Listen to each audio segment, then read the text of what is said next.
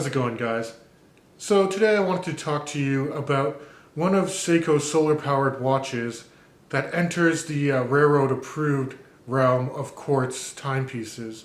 And this is this guy right here. It's the Seiko SNE179. And it's fairly affordable, and it's a great grab-and-go watch. So I wanted to give you a quick review and let you know my final thoughts on this piece. This is the Seiko SNE179. And this is a field type watch from Seiko, and as you can see under the Seiko logo, it says railroad approved. So what that means is basically they just submit it to a railroad institute, and they evaluate it, and if it keeps accurate time, it goes through their approval process. And if you want to see more on that, please take a look at my Ball Engineer 2 Marvelite video, because that actually gives you really neat history around Webb C. Ball and how railroad standard time was developed. But I mean, again, this is a super accurate Seiko quartz solar movement, so no problems in getting approved there whatsoever. This is a really cool slim profile watch. It comes in at about 37.5 millimeters on the case. It's really thin. It's under 10 millimeters thick. I would say about 9.5 millimeters. From tip to tip on the lugs here, you're looking at around 44.5 millimeters. And then the lug gap for the bracelet here is 20 millimeters. And a cool selling point about this watch too is this bracelet is their expansion bracelet. So it's super comfortable, and you don't need to size it really. It'll fit on your wrist no problem. Now let's move on this dial, because it's a really neat dial too. It's a black dial, but it has a bit of a sunburst effect. So as you can see, as I kind of rotate it around, you might get some play on the light there.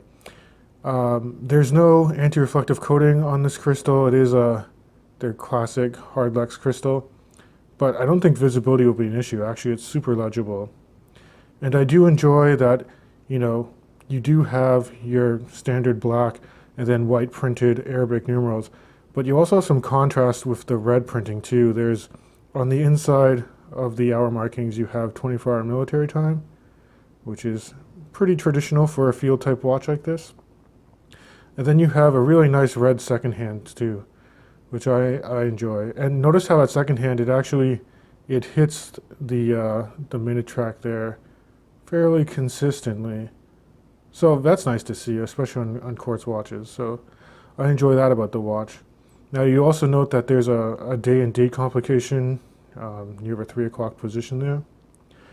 And I haven't had to manually change the day and date on this, but I've heard from forums that for some Seiko Solar watches, it might not be as simple as just pulling out the crown to the first position and then manually just turning it and setting it. I think there might be an extra step involved. But please let me know what your experience is on this. It might be pretty straightforward. But so far, again, day and date, haven't had to change, and it keeps excellent time, that's for sure. And then let's talk quickly about the Lume, because being a Seiko watch, it does have Lume Bright technology on it, but that Lume is really only applied to the handset, the hour and minute hand. And then it would be really nice if those Arabic markers actually loomed up, but they don't. It's just the Lume pips right at the edge of a chapter ring on each of the hour markers that lights up. And I can throw up a quick Lume shot just so you guys see what I'm talking about. But it's still really visible in low light conditions without Lume, and then that Lume is there if you do need it. So you have a fairly standard crown. The finishing is actually pretty nice.